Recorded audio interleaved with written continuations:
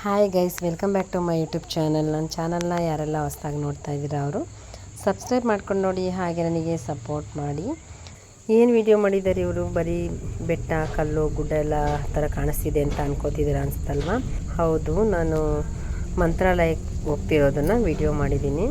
ವಿಡಿಯೋನ ಎಲ್ಲ ಸ್ಕಿಪ್ ಮಾಡಿದೆ ನೋಡಿ. ರಾಘವೇಂದ್ರ ಸ್ವಾಮಿ ಅವರ ಮೂಲ ಸ್ಥಳ ಇದೆಯಲ್ಲ, ಅದರ ಮಾಹಿತಿನ ಒಬ್ಬರು ಅರ್ಚಕರು ತುಂಬ ಚೆನ್ನಾಗಿ ಮಾಹಿತಿನ ತಿಳಿಸಿದ್ದಾರೆ. ಕೊನೆವರೆಗೂ ನೋಡಿ ವಿಡಿಯೋನ. ಮಂತ್ರಾಲಯ ಇನ್ನೂ ಒಂದು ಹಾಫ್ ಆನ್ ಅವರ್ ಇದೆ ಅನ್ನೋ ಹತ್ತಿರದಲ್ಲಿ ಈ ಥರ ಎಲ್ಲ ಚೆನ್ನಾಗಿ ಅನ್ನಿಸ್ತಾಯಿತ್ತು. ಬೆಟ್ಟ ಮತ್ತು ಕಲ್ಲು ಬಂಡೆಗಳೆಲ್ಲ ಇದ್ವು ಅಂತ, ಹಾಗಾಗಿ ಅದನ್ನು ಸ್ವಲ್ಪ ನಾನು ಹಾಗೆ ವಿಡಿಯೋ ಮಾಡ್ಕೊಂಡಿದ್ದೀನಿ. ನೋಡಿ, ಕಲ್ಲುಗಳೆಲ್ಲ ಎಷ್ಟು ದೊಡ್ಡ ದೊಡ್ಡದು ಕಲ್ಲಿದೆ ಅಲ್ವಾ, ನೋಡೋಕ್ಕೂ ಚೆನ್ನಾಗಿ ಕಾಣಿಸ್ತಾ ಇದೆ. ಹಾಗಾಗಿ ಸ್ವಲ್ಪ ನಾನು ಝೂಮ್ ಮಾಡಿಕೊಂಡು ಕೂಡ ಮಾಡಿದ್ದೀನಿ. ಅದ್ರ ಜೊತೆಗೆ ಸೂರ್ಯ ಹುಟ್ತಾ ಇರೋದು ಕೂಡ ತುಂಬಾ ಚೆನ್ನಾಗಿ ಅನ್ನಿಸ್ತಾ ಇತ್ತು. ನಾವು ಬಸ್ಸಲ್ಲಿ ಹೋಗ್ತಾ ಇದ್ದಿದ್ದಕ್ಕೂ ಅದು ಬಸ್ ಮೂವ್ ಆದಂಗೆ ಎಷ್ಟು ಚೆನ್ನಾಗಿ ಅನ್ನಿಸ್ತಾ ಇತ್ತಲ್ಲ ಅಂತ ನಾನು ವಿಡಿಯೋ ಮಾಡಿದೆ. ಬಂಡೆ ಮಧ್ಯದಲ್ಲಿ ಬೆಟ್ಟದ ಪಕ್ಕದಲ್ಲಿ ಹೋದಂಗೆಲ್ಲ ಚೆನ್ನಾಗಿ ಅನ್ನಿಸ್ತಾ ಇತ್ತು ಸೂರ್ಯ. ಹಾಗಾಗಿ ಅದನ್ನು ಸ್ವಲ್ಪ ನಾನು ವಿಡಿಯೋ ಮಾಡ್ಕೊಂಡಿದ್ದೀನಿ. ಮಂತ್ರಾಲಯ ಸೈಡ್ ಗೊತ್ತಿದೆ ಅಲ್ಲ ಎಲ್ಲರಿಗೂ, ಡ್ರೈ ಲ್ಯಾಂಡು, ಜೊತೆಗೆ ನಮ್ಮಲ್ಲೇ ಇಷ್ಟು ಬಿಸಿಲಿದ್ದಾಗ ಅಲ್ಲಿನ ಕೇಳೋ ಹಾಗೆ ಇಲ್ಲ, ತುಂಬಾ ಬಿಸಿಲು. ಇದು ನಾನು ವಿಡಿಯೋ ಮಾಡಿರೋ ಟೈಮು ಒಂದು 7:30 ಇರ್ಬೋದು ಅನ್ಕೋತೀನಿ. ನಾವು 8ಗೆ ರೀಚ್ ಆದ್ವಿ ಮಂತ್ರಾಲಯಗೆ. ನೋಡಿ, ಸನ್ರೈಸ್ ಆಗ್ತಾ ಇರೋದು ಎಷ್ಟು ಚೆನ್ನಾಗಿ ಕಾಣಿಸ್ತಾ ಇದೆ ಅಲ್ವಾ? ಅದನ್ನು ನಾನು ಅದಕ್ಕೆ ವಿಡಿಯೋ ಮಾಡಿದೆ. ತುಂಬ ಚೆನ್ನಾಗಿ ಅನ್ನಿಸ್ತಾ ಇತ್ತು. ಕ್ಲೌಡ್ ಮಧ್ಯದಲ್ಲಿ ಏನೋ ಒಂಥರ ಚೆನ್ನಾಗಿ ಅನ್ನಿಸ್ತಿತ್ತು. ಅದನ್ನು ವಿಡಿಯೋ ಮಾಡಿಕೊಂಡು ನಾವು ಮಂತ್ರಾಲಯಕ್ಕೆ ಬಂದ್ವಿ. ನಂತರ ನಾವು ಅಲ್ಲಿ ದೇವಸ್ಥಾನಕ್ಕೆ ಹತ್ರವಾಗೋಂಗೆ ಒಂದು ರೂಮ್ ಮಾಡ್ಕೊಂಡ್ವಿ. ರೂಮಲ್ಲಿ ಬಂದು ಎಲ್ಲ ಸ್ನಾನ ಮಾಡಿ ದೇವಸ್ಥಾನಕ್ಕೆ ಹೋಗೋಣ ಅಂಥೇಳಿ ರೆಡಿ ಆಗ್ತಾಯಿದ್ವಿ. ರೂಮು ಪರವಾಗಿಲ್ಲ, ಚೆನ್ನಾಗಿತ್ತು. ದೇವಸ್ಥಾನದ ಒಳಗೆ ಇದ್ದಿದ್ದು ನಾವು ಟ್ರೈ ಮಾಡಿದರೆ ಸಿಗ್ತದೋ ಏನೋ ಗೊತ್ತಿಲ್ಲ, ಆದರೆ ನಮ್ಗೆ ಸಿಗುತ್ತೋ ಇಲ್ವೋ ಅನ್ನೋದ್ರಿಂದ, ಜೊತೆಗೆ ಸುಸ್ತಾದಂಗೂ ಆಗಿತ್ತು. ನಮ್ಗೆ ಎಷ್ಟೊತ್ತಿಗೆ ಹೋಗಿ ಸ್ನಾನ ಮಾಡಿ ರೆಡಿಯಾದರೆ ಸಾಕಪ್ಪ ಅನ್ನೋ ಥರ ಆಗಿತ್ತು. ರೂಮ್ ಎಷ್ಟು ಬೇಗ ಸಿಗುತ್ತೆ ಅನ್ನೋ ಥರ. ಹಾಗಾಗಿ ಹೊರಗಡೆ ದೇವಸ್ಥಾನಕ್ಕೆ ಹತ್ತಿರವಾಗೋ ಥರ ಮಾಡ್ಕೊಂಡ್ವಿ. ಚೆನ್ನಾಗಿತ್ತು. AC ಮಾಡ್ಕೊಂಡಿದ್ವಿ. AC ಇಲ್ಲದೆ ಇರೋಕ್ಕಂತೂ ಆಗ್ತಿರಲಿಲ್ಲ. ಎಲ್ಲ ರೆಡಿಯಾಗಿ ದೇವಸ್ಥಾನಕ್ಕೆ ಹೋಗೋಣ ಅಂಥೇಳಿ ಹೋಗ್ತಿದ್ದೀವಿ. ಅಲ್ಲಿ ಆರ್ಚ್ ಟೈಪ್ ಇತ್ತಲ್ಲ ಅಂಥೇಳಿ ಫಸ್ಟ್ ಎಂಟ್ರೆನ್ಸ್ ಅಲ್ಲ, ಹಾಗಾಗಿ ಅದನ್ನು ಸ್ವಲ್ಪ ಹಾಗೆ ನಾನು ವೀಡಿಯೋ ಮಾಡ್ಕೊಂಡಿದ್ದೀನಿ. ಒಳಗಡೆ ಹೋಗ್ತಾ ಇದ್ದಾಗಲೂ ಕೂಡ ನಾವು ಇಲ್ಲೆಲ್ಲ ನೋಡಿ ವೀಡಿಯೋ ಮಾಡ್ಕೊಂಡಿದ್ದೀನಿ ನಾನು. ಇದೆಲ್ಲ ಪಿಕ್ಚರ್ಸು ಎಲ್ಲ ಚೆನ್ನಾಗಿತ್ತಲ್ಲ ಅಂಥೇಳಿ ನಾನು ವೀಡಿಯೋ ಮಾಡಿದ್ದೀನಿ. 9:30 ಅಷ್ಟೊತ್ತಿಗೆಲ್ಲ ನಾವು ದೇವಸ್ಥಾನದೊಳಗಡೆ ಬಂದಿದ್ವಿ. ಅಲ್ಲೇನು ಅಷ್ಟೊಂದೇನು ಕಾಲು ಸುಡೋ ಥರ ಏನಿರಲಿಲ್ಲ, ನಾರ್ಮಲಾಗಿ ಇತ್ತು ಬಿಸಿಲು. ಹಾಗೆಯೇ ನಾವು ದೇವಸ್ಥಾನದೊಳಗಡೆ ಬಂದ್ವಿ. ದೇವ್ರ ದರ್ಶನಕ್ಕೆ ಅಂತ ಹೋದ್ವಿ. ಸ್ವಲ್ಪ ಕ್ಯೂ ಇತ್ತು, ಆದರೂ ಬೇಗನೆ ಮುಗೀತು. ಅಂದರೆ ನಾವು ಹೋಗಿದ್ದು ಸ್ಯಾಟರ್ಡೇ ಆಗಿತ್ತು, ಹಾಗಾಗಿ ಸ್ವಲ್ಪ ಅಷ್ಟೊಂದು ಕ್ಯೂ ಏನು ತುಂಬ ಅಷ್ಟು ಅನ್ನಿಸ್ಲಿಲ್ಲ. ರಾಘವೇಂದ್ರ ಸ್ವಾಮಿ ಅವ್ರ ಬೃಂದಾವನ ದರ್ಶನ ಮಾಡಿಕೊಂಡು ಚೆನ್ನಾಗಿಲ್ಲ ದರ್ಶನ ಆಯಿತು. ಮುಗಿಸ್ಕೊಂಡು ಆಚೆ ಕಡೆ ಬಂದ್ವಿ. ಒಳಗಡೆಗಂತೂ ಮೊಬೈಲೆಲ್ಲ ಅಲೋ ಇಲ್ಲ, ಅಲ್ಲಿದ್ದು ಯಾವುದೂ ವಿಡಿಯೋ ಮಾಡಲಿಲ್ಲ. ಅಲ್ಲೆಲ್ಲ ಮುಗಿಸ್ಕೊಂಡು ಬಂದ ನಂತರ ಬೃಂದಾವನ ಮೂರ್ತಿನ ಮೆರವಣಿಗೆ ಮಾಡ್ತಾಯಿದ್ರು. ಅದನ್ನು ನೋಡಿ ನಾನು ಸ್ವಲ್ಪ ವಿಡಿಯೋ ಮಾಡಿದ್ದೀನಿ. ನಾವು ಅದ್ರ ಹಿಂದೆನೂ ಕೂಡ ಒಂದು ರೌಂಡು ಪ್ರದರ್ಶನ ಹಾಕಿದ್ವಿ. ಬೃಂದಾವನ ಮೂರ್ತಿ ಅದು ಬೆಳ್ಳಿಯಿಂದ ಇರುವಂಥದ್ದು. ಈಗ ನೋಡಿ, ಅದನ್ನು ಒಂದು ಮೆರವಣಿಗೆ ಮಾಡ್ಕೊಂಡು ಬಂದಮೇಲೆ ಅಲ್ಲಿ ಪಕ್ಕದಲ್ಲಿ ಸಭಾಂಗಣ ಥರ ಇದೆ, ಅಲ್ಲಿಗೆ ತೊಗೊಂಡೋದ್ರು. ನೋಡಿ, ತೊಗೊಂಡೋಗ್ಬಿಟ್ಟು ಅಲ್ಲಿ ಉಯ್ಯಾಲೆ ಥರ ಇದೆ, ಅದ್ರ ಮೇಲೆ ದೇವ್ರನ್ನ ಇಡ್ತಾರೆ. ಮತ್ತು ಕೆಲವು ಜನಗಳು ಮೆರವಣಿಗೆ ಹಿಂದೆ ಹೋದವರು ಸ್ವಲ್ಪ ಜನ ಅಲ್ಲೇ ಕೂತಿದ್ರು. ನೋಡಿ, ಎತ್ತಿಡ್ತಾ ಇದ್ದಾರೆ. ಈಗ ನೋಡ್ತಾ ಇದ್ದೀರಲ್ವ, ಎತ್ತಿಡ್ಬೇಕಾದ್ರೆ ಬಿದ್ದೋಗಿರೋಂಥ ಹೂಗಳೆಲ್ಲ ಸರಿ ಮಾಡಿ ಅಲ್ಲೇ ಸ್ವಲ್ಪ ಎಲ್ಲ ಮಂತ್ರ ಎಲ್ಲ ಹೇಳಿ ಪೂಜೆ ಮಾಡಿದ್ರು. ಮತ್ತು ನಮಗೂ ಕೂಡ ಮಂಗಳಾರತಿ ಮತ್ತು ಪ್ರಸಾದ ಹೂವೆಲ್ಲ ಕೊಟ್ಟರು. ಬೃಂದಾವನ ಬೆಳ್ಳಿದು ತುಂಬಾ ಚೆನ್ನಾಗಿ ಕಾಣಿಸ್ತಾಯಿತ್ತು. ನಾವು ಹತ್ತಿರದಿಂದ ನೋಡಿದ್ವಲ್ಲ, ತುಂಬ ಚೆನ್ನಾಗಿ ಅನ್ನಿಸ್ತಾಯಿತ್ತು. ನಾನು ನೋಡಿ ಸ್ವಲ್ಪ ಹಾಗೆ ವೀಡಿಯೋ ಮಾಡಿದ್ದೀನಿ ಝೂಮ್ ಮಾಡಿ. ಕೆಲವು ಜನಗಳು ತುಂಬ ಹೊತ್ತೇ ಕೂತಿದ್ರು, ತುಂಬ ಹೊತ್ತು ಮಾಡ್ತಾರೆ ಅನಿಸುತ್ತೆ. ನಮಗೆ ಟೈಮ್ ಆಗುತ್ತೆ ಅಂತೇಳಿ ನಾವು ಬಂದ್ಬಿಟ್ವಿ. ಪಕ್ಕದಲ್ಲೇ ಎಲ್ಲ ಶೋಪೀಸ್ ಥರ ಇಟ್ಟಿದ್ದಾರೆ, ಮಂಟಪಗಳು, ರಾಘವೇಂದ್ರ ಸ್ವಾಮಿ ಸ್ಟ್ಯಾಚು, ಮೆರವಣಿಗೆ ಮಾಡುವಂಥ ಪಲ್ಲಕ್ಕಿಗಳು, ಅದನ್ನೆಲ್ಲ ಜೋಡಿಸಿದ್ದಾರೆ. ಇಲ್ಲಿ ನೋಡ್ತಾ ಇದ್ದೀರಲ್ವ, ಎಲ್ಲ ಚೆನ್ನಾಗಿ ಕಾಣಿಸ್ತಾ ಇತ್ತು ಅಂತೇಳಿ ಹಾಗೆ ನಾನು ವೀಡಿಯೋ ಮಾಡ್ಕೊಂಡಿದ್ದೀನಿ. ಇದಾದ ನಂತರ ಇದೆಲ್ಲ ನೋಡಿ ಹೊರಗಡೆ ಬಂದ್ವಿ. ಹಸುಗಳಿತ್ತು, ಅದನ್ನು ಸ್ವಲ್ಪ ನಾನಾಗಿ ವೀಡಿಯೋ ಮಾಡ್ಕೊಂಡಿದ್ದೀನಿ. ಅಷ್ಟೊತ್ತಿಗೆ ತುಂಬ ಬಿಸಿಲು ಸ್ಟಾರ್ಟ್ ಆಗಿತ್ತು. ಪಕ್ಕದಲ್ಲಿರೋ ಮಂಚಲಮ್ಮ ದೇವಿನ ದರ್ಶನ ಮಾಡ್ಕೊಂಡ್ವಿ, ಆದರೂ ವೀಡಿಯೋ ಮಾಡೋಕ್ಕಾಗಿಲ್ಲ. ಅಲ್ಲಿ ಅಲೋ ಇರಲಿಲ್ಲ ಅನಿಸುತ್ತೆ. ಅಕ್ಷತೆನೂ ಕೂಡ ತಗೊಳ್ಳೋವಂಥದ್ದನ್ನು ವೀಡಿಯೋ ಮಾಡೋ ಹೋಗಿಲ್ಲ. ಅದೆಲ್ಲ ಮುಗಿಸ್ಕೊಂಡು ನಾವು ಪಂಚಮುಖಿ ಮತ್ತು ಬಿಚ್ಚಲಮ್ಮಾಗೆಲ್ಲ ಹೋಗಬೇಕಲ್ಲ ಅಂಥೇಳಿ ಹೊರಟ್ವಿ. ಇಲ್ಲಿ ಪ್ರಸಾದನೂ ತಗೊಳಕ್ಕಾಗಲಿಲ್ಲ, ರಶ್ ಇರುತ್ತೆ ಅಂಥೇಳಿ. ಹೊಟ್ಟೆ ಸುತ್ತಾಯಿತು ಅಂಥೇಳಿ ಸ್ವಲ್ಪ ಬಿಸಿಲು ಜಾಸ್ತಿ ಇತ್ತು. ಹಾಗಾಗಿ ಫಲೂದನಾದ್ರು ತಿನ್ನೋಣ ಅಂತೇಳಿ ಫಲನ ತಿಂದು ರೂಮಿಗೆ ಹೋದ್ವಿ. ನಾವೆಲ್ಲ ಸ್ಯಾರಿ ಹಾಕ್ಕೊಂಡಿದ್ವಿ. ಸ್ಯಾರಿ ಚೇಂಜ್ ಮಾಡಿ ಡ್ರೆಸ್ ಹಾಕ್ಕೊಳ್ಳೋಣ ಅಂಥೇಳಿ ಡ್ರೆಸ್ ಹಾಕ್ಕೊಂಡು ಆಟೋದಲ್ಲಿ ಬಿಚ್ಚಲಮ್ಮ ದೇವಸ್ಥಾನ ಕಡೆ ಹೊರಟ್ವಿ. ಮೊದಲು ಹೋಗಬೇಕಾದ್ರೆ ಅಭಯ ಆಂಜನೇಯ ಸ್ವಾಮಿ ದೇವಸ್ಥಾನ ಸಿಕ್ತು. ಅಲ್ಲಿ ಸ್ವಲ್ಪ ಹಾಗೆ ಒಂದೆರಡು ಫೋಟೋ ತೊಗೊಂಡು ಬಿಚ್ಚಲಮ್ಮ ದೇವಸ್ಥಾನಕ್ಕೆ ಹೊರಟ್ವಿ. ಮಂತ್ರಾಲಯದಿಂದ ಬಿಚ್ಚಲಮ್ಮ ದೇವಸ್ಥಾನಕ್ಕೆ ಒಂದು 15-16 ಕಿಲೋಮೀಟರ್ ಇದೆ ಅಂತ ಹೇಳಿದರು. ಬಿಚ್ಚಲಮ್ಮ ದೇವಸ್ಥಾನಕ್ಕೆ ಹೋದ್ವಿ. ಅಲ್ಲಿ ತುಂಬ ನಮಗೆ ಹೋಗೋಷ್ಟೊತ್ತಿಗೆ ಹೊಟ್ಟೆ ನೋವು ಇತ್ತು. ಬಿಸಿಲು ತಾಪ ತಡೆಯೋಕ್ಕಾಗ್ತಿರ್ಲಿಲ್ಲ. ಎಷ್ಟು ನೀರು ಕುಡಿದು ಸಾಲಲ್ಲ ಅನ್ನೋ ಥರ ಇತ್ತು. ಮೊದಲೇ ನಾವು ಪ್ರಸಾದ ತೊಗೊಬಿಡೋಣ ಅಂಥೇಳಿ ಊಟಕ್ಕೆ ಅಂತಲೇ ಬಂದ್ವಿ. ಊಟ ತುಂಬಾ ಚೆನ್ನಾಗಿತ್ತು. ಹೊಟ್ಟೆ ಹಸ್ತಿದ್ದಕ್ಕೂ ಮತ್ತು ಪ್ರಸಾದ ಅಲ್ವಾ, ತುಂಬ ಹೊಟ್ಟೆ ತುಂಬಿಡುತ್ತೆ. ಎಷ್ಟು ಚೆನ್ನಾಗಿತ್ತು. ಆಮೇಲೆ ಪ್ರಸಾದ ಎಷ್ಟು ಟೇಸ್ಟಾಗಿತ್ತು ಅಂದರೆ ಅಷ್ಟು ಚೆನ್ನಾಗಿತ್ತು.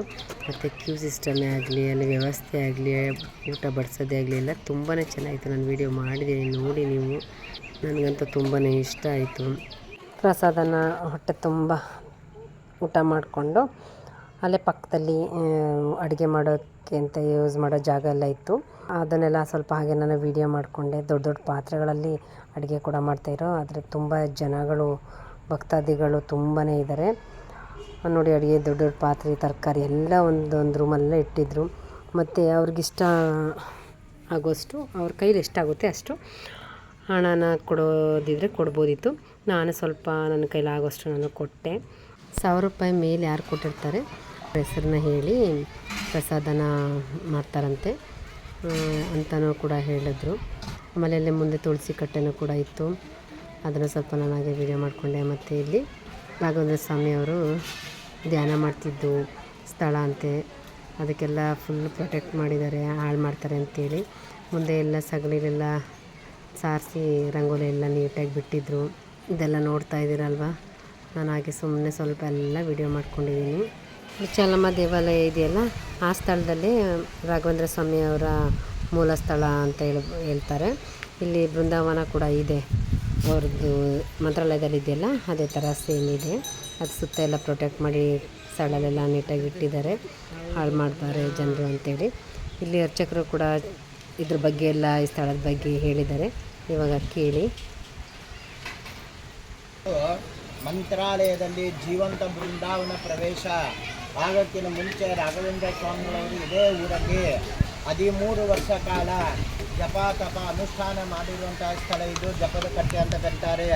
ಪೂಜಾಯ ಭಜತಾಂ ಕಲ್ಪವೃಕ್ಷಾಯ ನಮತಾಂ ಕಾಮಧೇನವೇ ಅಂತೇಳಿ ರಾಘವೇಂದ್ರ ಸ್ವಾಮಿಗಳವರ ಸ್ತೋತ್ರವನ್ನು ರಚನೆ ಮಾಡಿದವರು, ಬರೆದವರು ಮಹಾನುಭಾವರೇ ಅಪ್ಪಣ್ಣಾಚಾರ್ಯ ಅವರ ಜನ್ಮಸ್ಥಳ. ಅಪ್ಪಣ್ಣಾಚಾರ್ಯರ ಕೈಯಿಂದ ಪ್ರತಿಷ್ಠಾಪನೆ ಮಾಡಿರುವ, ಪೂಜೆ ಮಾಡಿರುವ ಸಾಕ್ಷಾತ್ ರಾಘವೇಂದ್ರ ಸ್ವಾಮಿಗಳವರಿಗೆ ಏಕಶಿಲಾ ಬೃಂದಾವನ, ಒಂದೇ ಕಲ್ಲಲ್ಲಿ ಸ್ಥಾಪನೆ ಮಾಡಿರುವಂತಹ ಬೃಂದಾವನಗಳು. ರಾಘವೇಂದ್ರ ಸ್ವಾಮಿಗಳವರು ಅಪ್ಪಣ್ಣಾಚಾರ್ಯರಿಗೆ ವಿಶೇಷವಾಗಿ ಜ್ಯೋತಿ ರೂಪದಿಂದ ಪ್ರತ್ಯಕ್ಷವಾಗಿ ದರ್ಶನ ಕೊಟ್ಟಿರುವಂತಹ ಪವಿತ್ರವಾದ ಸ್ಥಳ ಇದು. ಇಲ್ಲಿ ರಾಘವೇಂದ್ರ ಸ್ವಾಮಿಗಳವರು ಇಲ್ಲಿನ ಜನ್ಮ.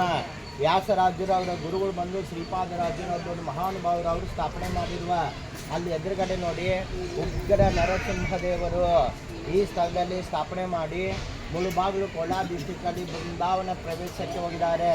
ಅಪ್ಪಣ್ಣಾಚಾರ್ಯರು ನಿತ್ಯ ಸಂಸ್ಕೃತ ಪಾಠ ಹೇಳಿಸ್ಕೊಡ್ತಾ ಇದ್ದರು. ಪಾಠದ ನಂತರ ಶಿಷ್ಯಂದರನ್ನು ತಮ್ಮ ಮನೆಯಲ್ಲಿ ಕಳಿಸಿದಾಗ ಭವತಿ ಭಿಕ್ಷಾಂ ದೇಹಿ ಅಂತೇಳಿ ಭಿಕ್ಷಾ ತಂದಂಥ ಅಗ್ಗಿಯನ್ನು ಒಂದು ಇದ್ರು. ಅಲ್ಲಿ ನರಸಿಂಹ ದೇವರಿಗೆ ಇಲ್ಲಿ ಎದುರುಗಡೆ ನೋಡಿ ವ್ಯಾಸರಾಜರೇ ಪೂಜೆ ಮಾಡಿರುವ, ಸ್ಥಾಪನೆ ಮಾಡಿರುವ ಹನುಮನ್ ದೇವರಿಗೆ ಅಭಿಷೇಕ ಮಾಡ್ತಾ ಇದ್ದಾರೆ. ಅಭಿಷೇಕ ಮಾಡಿರುವ ತೀರ್ಥ ಆ ಅಕ್ಕಿಗೆ ಪ್ರೋಕ್ಷಣೆ ಮಾಡಿದಾಗ ಬೆಂಕಿ ಇಡ್ಲಾಗಿ ಅನ್ನ ಆಗೋದಕ್ಕನ್ನು ಈ ಊರ ಹೆಸರು, ಹಳೆ ಕಾಲದ ಹೆಸರು ಭಿಕ್ಷಾಲಯ, ಈಗ ಎಲೆ ಭಿಕ್ಷಾಲಯ ಅಂತ ಆಗಿದೆ.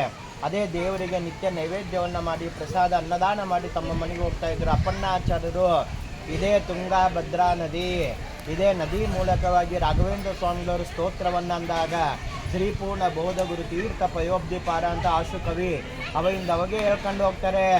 ಆ ಸ್ತೋತ್ರ ಪ್ರಭಾವದಿಂದ ನದಿ ಅವರಿಗೆ ಹಾಗೆ ದಾರಿ ಸಹಿತವಾಗಿ ಬಿಟ್ಟುಬಿಡುತ್ತೆ. ಆ ಜಾಗ ಬಂದು ಇದೇ ಊರು, ಇದೇ ಸ್ಥಳ.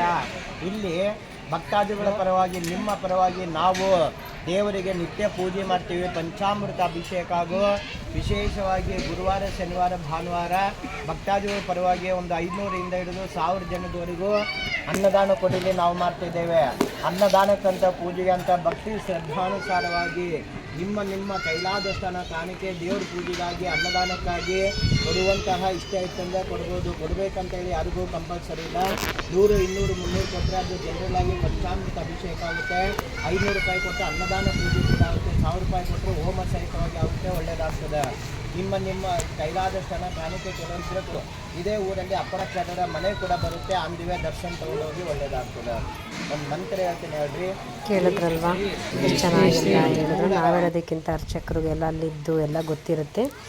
ಆಗ ನಮಗೂ ಎಲ್ಲ ಖುಷಿ ಆಯಿತು. ಮತ್ತು ಅಲ್ಲಿ ಬಂದಿದ್ದ ಜನಗಳು ಕೂಡ ಎಷ್ಟು ಇಂಟ್ರೆಸ್ಟಿಂದ ಕೇಳ್ತಾಯಿದ್ರು ಅಂದರೆ ಅಷ್ಟು ಇಂಟ್ರೆಸ್ಟಾಗಿ ಕೇಳ್ತಾಯಿದ್ರು. ನನಗೂ ನೋಡಿಬಿಟ್ಟು ಖುಷಿ ಆಯಿತು. ಮತ್ತು ರಾಘವೇಂದ್ರ ಸ್ವಾಮಿಯವರು ಜಪ ಮಾಡಿದ ಸ್ಥಳ ಮತ್ತು ಅವರ ಬೃಂದಾವನ ಸ್ಥಳದ ಪಕ್ಕ ನದಿ ಹರಿತಾ ಇರೋದು, ತುಂಗಭದ್ರಾ ನದಿ, ತುಂಬಾ ಚೆನ್ನಾಗಿ ಅನ್ನಿಸ್ತು. ಅದಾದ ನಂತರ ಅದ್ರ ಪಕ್ಕನೇ ಬಿಚ್ಚಲಮ್ಮ ದೇವಾಲಯ ಇದೆ. ಅಲ್ಲೇ ಸ್ವಲ್ಪ ಹಾಗೆ ನಾನು ಇಲ್ಲಿ ನೋಡಿದ್ದೆಲ್ಲ ಬಿಚ್ಚಲಮ್ಮ ದೇವಸ್ಥಾನದಲ್ಲಿರುವಂಥದ್ದು. ಅದನ್ನು ಹಾಗೆ ನಾನು ವಿಡಿಯೋ ಮಾಡ್ಕೊಂಡಿದ್ದೀನಿ. ದೇವಿದು ನೋಡ್ತಾ ಇದ್ದೀರಲ್ವ, ಚೆನ್ನಾಗಿ ಅನ್ನಿಸ್ತು. ಅಲ್ಲೂ ದೇವಿ ದರ್ಶನ ಮಾಡಿಕೊಂಡು ಹೊರಗಡೆ ಬಂದ್ವಿ. ನೇಮು ಡಿಸ್ಪ್ಲೇ ಆಯ್ತಾಯಿತ್ತು, ಅದನ್ನು ಸ್ವಲ್ಪ ನಾನು ಹಾಗೆ ವಿಡಿಯೋ ಮಾಡಿಕೊಂಡೆ.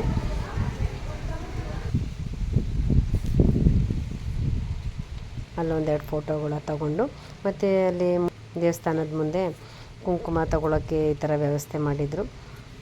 ಒಂದು ಬೆರಳು ಹೋಗುವಷ್ಟ ಜಾಗ ಮಾಡಿ, ಯಾರು ವೇಸ್ಟ್ ಮಾಡಬಾರ್ದು ಕುಂಕುಮ ಅನ್ನೋ ಥರನೂ ಚೆನ್ನಾಗಿ ಮಾಡಿದರು. ಅದನ್ನು ಸ್ವಲ್ಪ ನಾನು ವಿಡಿಯೋ ಮಾಡಿಕೊಂಡೆ. ಮತ್ತು ತುಳಸಿ ಕಟ್ಟೆನೂ ಕೂಡ ದೇವಸ್ಥಾನದ ಮುಂದೆ ಇತ್ತು. ಮತ್ತು ಹೋಮ ಮಾಡೋ ಕುಂಡನೂ ಕೂಡ ಇತ್ತಲ್ಲಿ.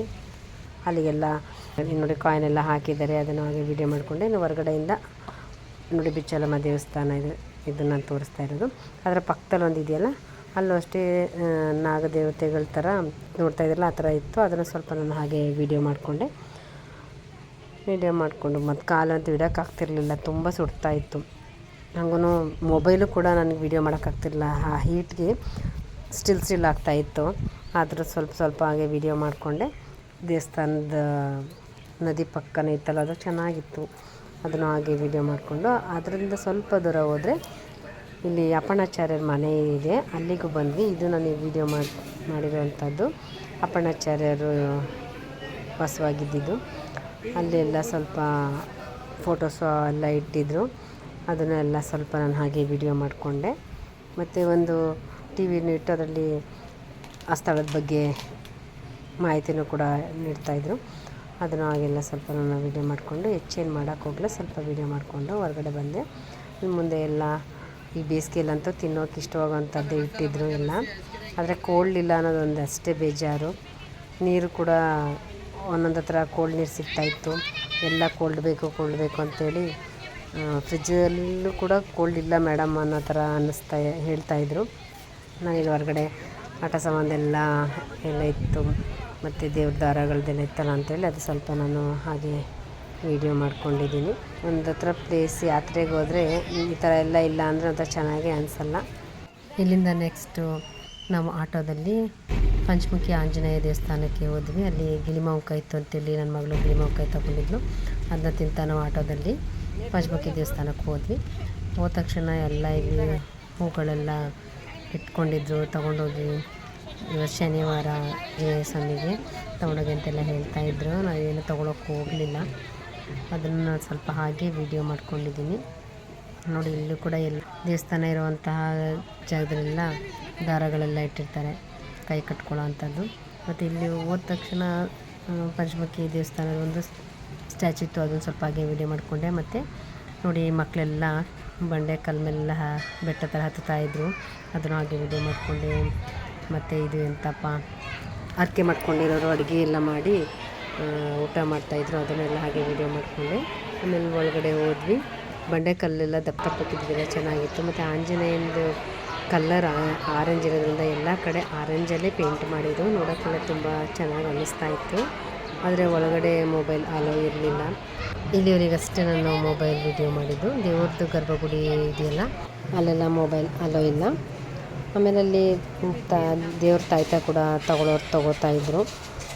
ಎಲ್ಲ ಅರ್ಚಕರು ಒಂದೊಂದು ಜಾಗದಲ್ಲಿ ಇಟ್ಕೊಂಡು ಕೂತಿದ್ರು. ಅದನ್ನಷ್ಟೆಲ್ಲ ಸ್ವಲ್ಪ ವೀಡಿಯೋ ಮಾಡಿಕೊಂಡೆ. ಮತ್ತು ಬಂಡೆಕಲ್ಲೆಲ್ಲ ತುಂಬಾ ಚೆನ್ನಾಗಿತ್ತು ನೋಡೋಕ್ಕೆ. ಮತ್ತು ಅಲ್ಲೊಂದು ಹುಡುಗ ನಮಗೆ ಎದುರಿಸ್ಬಿಟ್ಟ, ನನ್ನ ಮಗಳಿಗೂ ನನಗೂ ಪ್ಲಾಸ್ಟಿಕ್ ತಂದು ನಮ್ಮ ಮೇಲೆ ಹಾಕ್ಬಿಟ್ಟ. ಆವಾಗ ನಾವು ಸ್ವಲ್ಪ ಭಯನೂ ಪಟ್ಬಿಟ್ಟು, ಅದೊಂದು ಮೆಮೊರೇಬಲ್ ಆಂಜನೇಯ ಸ್ವಾಮಿ ದೇವಸ್ಥಾನದಲ್ಲಿ ಈ ಥರ ಆಯ್ತಲ್ಲ ಅಂತ. ಅದಾದ ನಂತರ ದೇವ್ರ ದರ್ಶನ ಎಲ್ಲ ಮುಗಿಸ್ಕೊಂಡು ಬಂದ್ವಿ. ಚೆನ್ನಾಗೆಲ್ಲ ದರ್ಶನ ಎಲ್ಲ ಚೆನ್ನಾಗಾಯಿತು.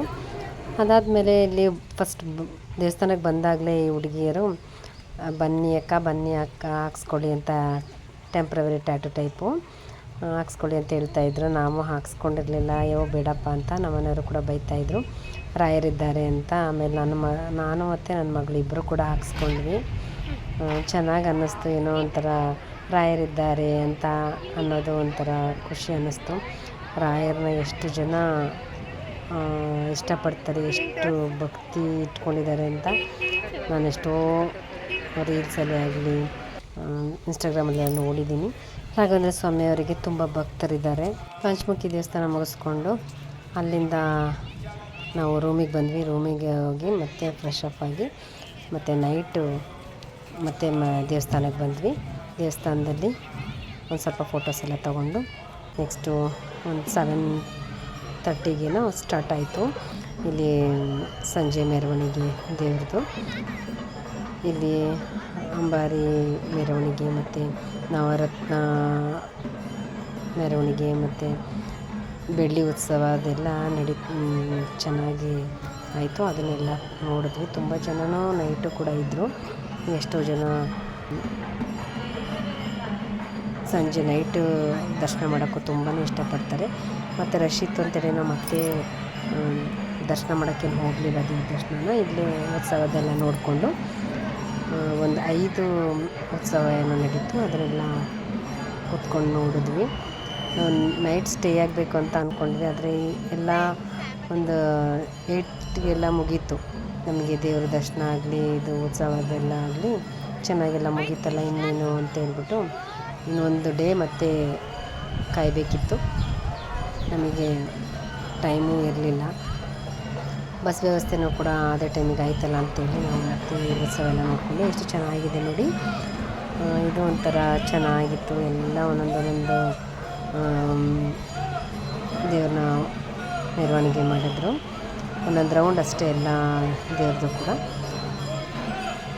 ಅದೆಲ್ಲ ನೋಡಿಕೊಂಡು ಮತ್ತು ಮಂಟಪದ ಮಧ್ಯದಲ್ಲಿ ಇತ್ತು ಒಂದು ಕಳಸ ಇರುತ್ತಲ್ಲ, ಅಲ್ಲಿ ಫ್ಲ್ಯಾಗ್ ಟೈಪು, ಅದನ್ನು ಸ್ವಲ್ಪ ನಾವು ಅಲ್ಲಿ ವೀಡಿಯೋ ಮಾಡ್ಕೊಂಡ್ವಿ ನೈಟಲ್ಲಿ.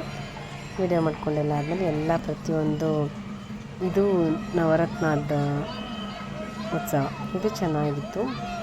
5 ಉತ್ಸವಗಳು ಮೆರವಣಿಗೆ ಮಾಡಿದ್ದು. ಅದೆಲ್ಲ ನೋಡಿಕೊಂಡು ನೀಟಾಗಿ ಸ್ವಲ್ಪ ಹೊತ್ತೆಲ್ಲ ಕೂತು, ಆಮೇಲೆ ಇಲ್ಲಿ ತುಲಾಭಾರ ಮಾಡುವಂಥ ಪ್ಲೇಸು ಕೂಡ ಇತ್ತು, ಮಂಟಪ. ಅಲ್ಲಿಗೂ ಬಂದು ಅದನ್ನು ಸ್ವಲ್ಪ ನಾನು ಹಾಗೆ ವೀಡಿಯೋ ಮಾಡಿಕೊಂಡೆ. ದೇವ್ರ ಮೆರವಣಿಗೆ ಮಾಡಿರ್ತಾರಲ್ಲ, ಅದನ್ನು ಮೆರವಣಿಗೆ ಎಲ್ಲ ಮುಗಿದ ನಂತರ ಈ ಥರ ಸಭಾಮಂಟಪಕ್ಕೆ ಬೆಳಗ್ಗೆ ಯಾವ ಥರ ಮಾಡಿದ್ರು ಅದೇ ರೀತಿ ದೇವ್ರಿಗೆ ತಂದು ವಿಶ್ರಾಂತಿ ಪಡೆಯೋ ಥರ ದೇವರಿಗೆ ಪೂಜೆ ಎಲ್ಲ ಮಾಡ್ತಾರೆ. ಅದಾದ ನಂತರ ನಾವಿಲ್ಲಿ ಹೊರಗಡೆ ಲೈಟಿಂಗ್ಸ್ ಎಲ್ಲ ಚೆನ್ನಾಗಿತ್ತು ಅಂತೇಳಿ, ನೈಟ್ ಅಲ್ವಾ ತುಂಬ ಚೆನ್ನಾಗಿ ಅನ್ನಿಸ್ತಿತ್ತು, ಅದನ್ನು ಸ್ವಲ್ಪ ನಾನು ಹಾಗೆ ವೀಡಿಯೋ ಮಾಡಿಕೊಂಡೆ. ಇವಾಗಲೂ ರಶ್ ಇತ್ತು ಅಂತೇಳಿ ನಾವು ಪ್ರಸಾದಕ್ಕೆ ಹೋಗಲಿಲ್ಲ, ಲೇಟಾಗಿಬಿಡುತ್ತೆ ಬಸ್ಗೆ ಅಂತೇಳ್ಬಿಟ್ಟು ಹೊರಗಡೆ ಬಂದುಬಿಟ್ವಿ. ಇಲ್ಲೂ ಹಸುಗಳು ಮತ್ತು ನೈಟೆಲ್ಲ ಇದ್ವು, ಅದನ್ನು ಸ್ವಲ್ಪ ನಾನು ಹಾಗೆ ವೀಡಿಯೋ ಮಾಡಿಕೊಂಡೆ. ಮತ್ತು ನನ್ನ ಮಗಳು ಮತ್ತು ನನ್ನ ತಮ್ಮನ ಮಗಳು ಹಸು ಎಲ್ಲ ಮುಟ್ಟೋಕ್ಕೆಲ್ಲ ನೋಡ್ತಾಯಿದ್ರು, ಆದರೆ ಭಯ ಪಟ್ಕೊಂಡು ನಾನು ಮುಟ್ಟಲಿಲ್ಲ. ಬೇರೆಯವರು ಮುಟ್ತಾಯಿದ್ದಿದ್ದನ್ನು ಸ್ವಲ್ಪ ನಾನು ಹಾಗೆ ವೀಡಿಯೋ ಮಾಡ್ಕೊಂಡಿದ್ದೀನಿ. ಮತ್ತು ಇದೊಂದು ಹಾರ್ಟಲ್ಲಿ ಲೈಟಿಂಗ್ಸ್ ತಂದಿತ್ತು, ಅದು ಚೆನ್ನಾಗಿತ್ತು ಅಂತೇಳಿ 3 ಜನನೂ ಕೂಡ ಒಂದೊಂದು ತೊಗೊಂಡ್ರು, ಖುಷಿಪಟ್ಟರು. ನಾವಿನ್ನೇನು ಮಕ್ಳಿಗೆ ಏನು ಬೇರೆ ತೊಗೊಳಕ್ಕೆ ಹೋಗಲ್ಲ, ಅವಳೇನೋ ಚಿಕ್ಕವಳು ಒಂದು ನಂಗೆ ಡಾಕ್ಟ್ರ್ ಸೆಟ್ ಬೇಕು ಅಂತೇಳಿ ತೆಗೆಸ್ಕೊಂಡ್ಳು. ಅದು ಬಿಟ್ಟರೆ ಇದೊಂದು ಹಾರ್ಟ್ ತೊಗೊಂಡು ಬಂದ್ವಿ.